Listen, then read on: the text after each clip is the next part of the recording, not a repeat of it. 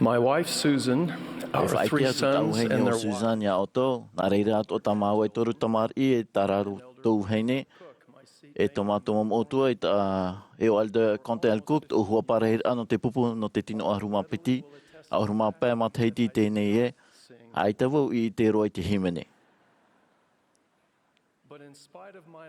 no atura to mau te himene mi aura na u ya himene te mo himene no te whaahui whaahura e tauturu mai te ano te mau prau whaahuru e te pe hen he mau ia hapi te mau prau tumur hei no te evaneria e putaput o varua te ho e himene purer a te hamai te hei tu orar a o te himene ia haramai tātou o wheruri e ane iau e ua apo mai iau te hapi ira ano e te ho e prau o te whaahui a o tra himene aure mātou e hap o e te prau a te enemi Maori rā te atuan e. Aore mātou I hap o.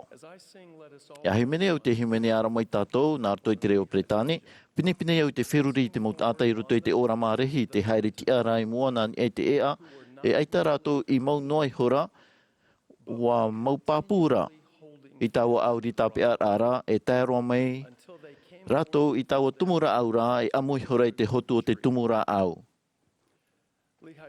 O whai te rehi te prono te maut atai rawer hei ruto I tera wharer hei e te aano.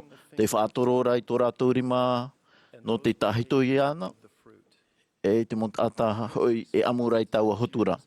Mea whaahihia tāna pāhonor ai te whaahuher a, e te whaainor a. E te moehia. Aorera mātou I hap ono atu I rātou. Te pure nei au ia hamai te emei te warua mai te ia tātou, ma te amaramarama ia tātou tātei hei, a wheruri amu iei nā hea tātou I nhen hei, e hapu ei, ia ore I hap ono atu I te mau mana ino, e te mau reo whao o tō tātou nei au. Ia hap o tātou te aura rau a haru mai tō tātou mata, I te hio atura I te ho e tātaurera te hoi mea. E te ao mai nei ia, te mau prau o te himene ara mai tātou, ia rawa I te whaotir a papu e iha, e hio atu I te prau a te enemy. E te hor o mai nei ia, o rehi e te tata, e rawera I te hotu no te tumura au, I te ho e hior a puai no te orer a e hio atu I te whaor a e te tahito hito, e tā pine roa mai nei, mai roto mai te wharer hei e te a anu. Nā te hapira tumu a te metiei papa e hia nā te vārua o te atua ora rā I ni te papata ata rā I tō tātou a au, e whaarhei tō tātou arohi a ore e hap ono atu, I te mau whaanewanuar ai rawer hei, te o nir ai te whaaruri e rā man o te iao hia. E hi ora nā te whaar o orot hei roto e I te whatu I tu metia, e hapua ia tātou I te pai vārua. Te whaar o I te tāra e hara e prautumu ia no te uhipa e te mana. Ia uhipa tātou mai teo te mau prau mau o tāna evaneria. Ia mai te ehia tātou I te arawhi pai wārua, ia haere ti atu I mua nā roto I te mau whiwhi o te tahuti nei, a rot hei noa ei, I te oar ata te whaorai pupu nei a tātou. O ia mau, ia rawe tātou I te uhipa tia, ai te whauf ai matau, wa whatataro mai te whatu. Nā te tomo ai roto I te mau whawhaur a moa I te wharir ama te ti ama I te mau orwano te autuhuara, e haneti a tātou e roru hau I te whatu I tu metia e te metua te ora. Te aura o hie no te reira o hia e tū tātou I tō tātou ti aturi I te whaora, e ti aparuru no tātou e iarei, ma te tūrui I tōna mait e rehei, tāna tahiti ar a tōna arwha I roto I te tere o te orar anei. Ia haere me tātou I te metia ma te aueue ore e wa haneti hia I anara, e whaari a tātou I te mohamai te a tamar a e te whaorar a mauiwi e te hapua a, no tāna tara e hara tau ti a ore te mure ore. Maori te orar a, e te herer a te pupur a, iana nā roto I te whawhaur a, e tupo ai te tuatir a te whatu, e tuatir a hohonu I roto I a tātou sho, e te puai hoi te pāwārua. E a whaatura tātou I te mau titaur ano te mau whawhaur a te mau or a moa, e hei noa tuia tātou I te hawhatata maru iana, ma te ite I te uhipa a tōna hanahana e tōna wai papur a I roto I tō tātou orar a. E reira I tu e hau atu I te hoe noa atar hei I roto I te mau a amu no te mau papa e rāmoa. E whauru tōna hior ai tāna mau hapira ai tō tātou mau hin aro atoa. e tō tātou mo mon o, e tā tātou mo uhipa.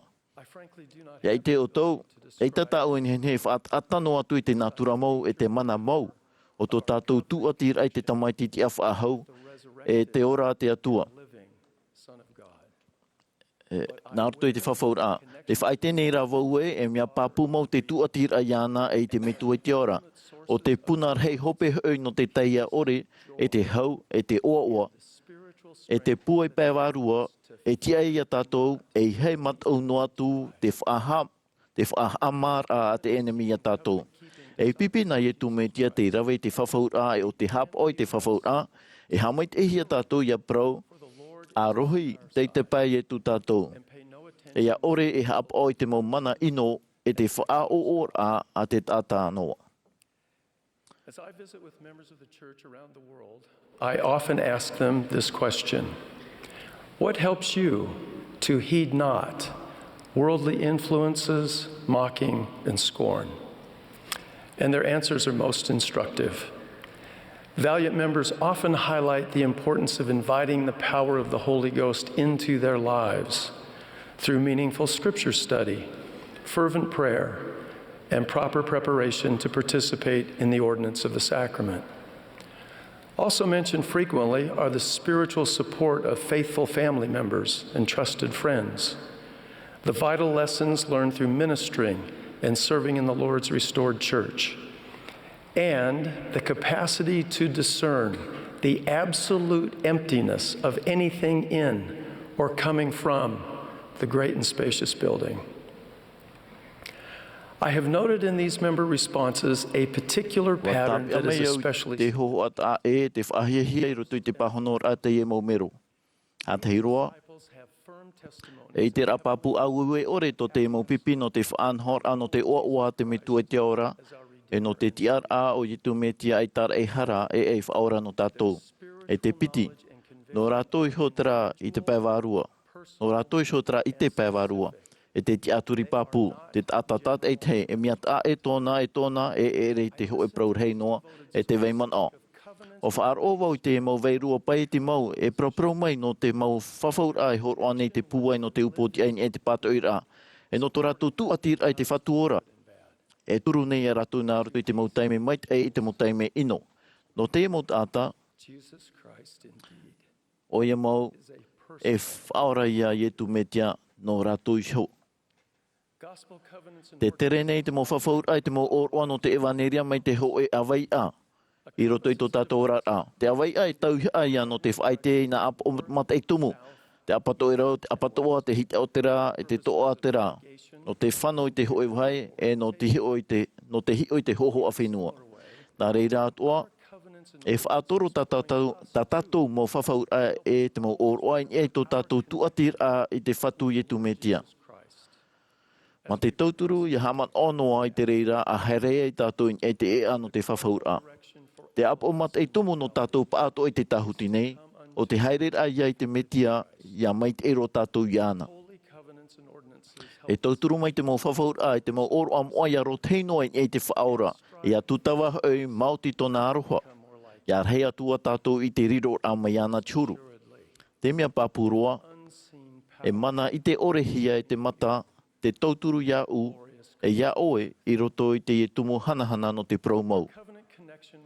O tō tātou tuatir ai te atua ia e tu metia nā roto I te whawhaura, te reini e whaar I e tātou I te arawhi e te puai, ia ore e haap ono atu. E haapuahia te natir a ia tā mauno tātou I te mau mai te I te auri tape arara.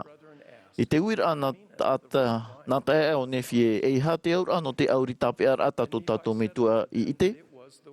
E wa proatura nefi ia raua o te prau ia te atua. E te tata atua o te hapo o te proa te atua, e o te mau mai te I te reira, e ore ia rātou e pohe. E ore hau te mau whaahemar ai te mau ihe au hai a te enemira, e hapoiri ia rātou no te arte ia rātou I te pohe. E hi o mai te ina e, te arawhino te pātou I te mau whaahemar ai te mau ihe u ana a te enemi, wa prau whawhau hia ia I te mau tata te mau mai te. E hara te mauhora I te prau a te atua. E mea whaahia ia i te wa prau te apo te toro Ioani ia i tu metia, e prau, te roto. Ia vai, i vai nā te roto i te mata muara, i te atuara hoi te roto, e o te atua hoi te roto. Nāna i hamani te mo mea toa nei, aore roa e ere o iei te hoe mea i hamani hia. I riro mai nei te roto ai tāta, e wa puhapa mai i o tātou nei. E wa i te mātou i tōna hanahana, mai te hanahana e iau te tamaiti whanau thea te metuara, wa i te mait e te prau mau. Nō reira, ho e o te moi ua o ietu metia, o te prau ia, te roto. Hau watu, te prau nei te hiroa whār o whau e, te tiaturi ni mātou e, o te pipiriara o te prau ia te atua, ia ti ai te iritir ahia, e te tiaturi atu ani mātou e, o te puta moromona, o te prau ia te atua. Nō reira, te mo hapira te whaora, mai te papahia i roto i te mo papahira moa, o te prau atua ia. E prau ia wau e, te mau papura ai te prau o te atua, o ia, e hamanoa, e whaatura, e hapua i tō tātou i hotu atira ai te whaora, e tōna metua nā roto i te mo whawhaura ai te mo o te waneria i whahauhia mai, e te piti, e whaauhipa nā roto i te pure, ma te papu e te tāmau noa i te mo papa e ramoa, e te hapira te mo prewheta ora, e te mo apo te toro ora, e puna no te praumau i heheuhia mai. Mai te mea, wa ruruhia tātou e wa mau maite i te whatu e wa tauiroa hia tātou nā roto i te orar aita nā hapira tumu. Te prauwhawha atu nei au e hamait e hia tātou, te tātaho e te pupu tāta, e ti anoa tātou i te mau heimoa, e ore roa tātou e whaanu e hia atu. Mai te mea e ati atu tātou i te metia, e ati mai ia o ia tātou, ma te ap e a tātou. E mea pāpuroa e te momhana no te tamata a, e o tōna whea moa, ma te haamanu ia i te tumu no te prau mau. Haere tia i mua, mau mai te, e iha e haapo ano atu. Te whaitene iau e, mauti te haapo mai te ai te mo whawhaur, ai te mo oro o te waneria te whaaora. I whaahohe ia mai, e tia ia tātou ia haere tia i mua i roto i te uhipa a te whatu, ia mau mai te ianara e prau na te atua. E ia ore e haapo ano atu, e te mau tau hoa nir a te enemi. I roto i te aror ano te mait ei, ia whaatoro tātou tāt eit hei i te oe. Oi hau i te oe puai no te praumau. Nā roto i te oa moa o te whatura ietu metia. Amene.